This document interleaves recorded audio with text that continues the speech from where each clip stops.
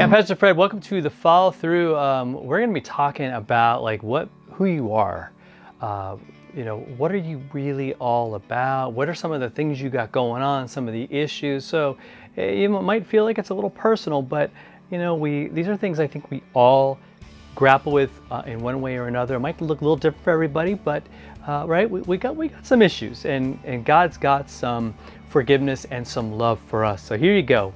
For that today, for you today, 2 Timothy 2:15, he says, "Do your best to present yourself to God as one approved, a worker who has no need to be ashamed, rightly handling the word of truth."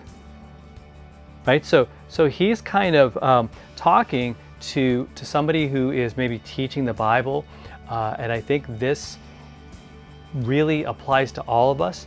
If we're reading the scripture, if we're if you're a dad or a mom, you have kids that you need to teach this to. If you have friends, right, you might be teaching them.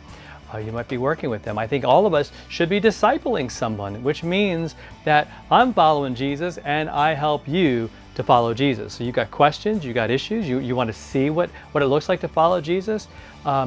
Right? So this is important for all of us to see that we are someone who serves God with integrity. We talked about integrity last week, like all week long, but it's still such an important thing that we see. He's saying what you should be is not the most successful. That's not the goal. So in other words, for me as a pastor, my goal is not that I have the most followers or the biggest church or any of those things. What really matters is that I when I'm looking at scripture, that it's speaking to me, and then I'm doing all that I can do to get it right, and especially get it right in terms of how it applies to me, not just how it applies to you. But what is God saying to me, and what did it mean to the first people who heard it, and all those different things when it comes to biblical interpretation, that we got to be mindful of the context and all of that, so that when I talk about something like on one of these videos, that I'm praying, man, that God is like, yeah, he's doing the right thing for the right reason, and he's helping people, and they're knowing who God is, not who he is. So that's my hope for all of us, because I think a lot of us feel inadequate in what we do, especially when it comes to the Bible and handling it. It's a lot. There's a weight there to it.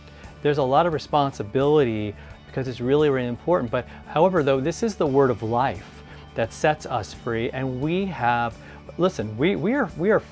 our Father is the one who wrote it, so we can go to him and ask him, like, what is this talking about, and how does this apply to me, and how can I teach this to my children and to my family and my friends?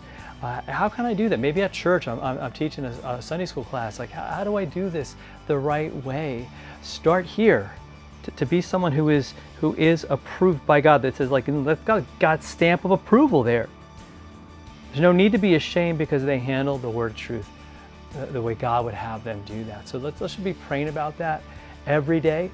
Say, okay, again, this is not about being perfect, because again, sometimes I've misspoken at times, and if somebody says, hey man, what about that?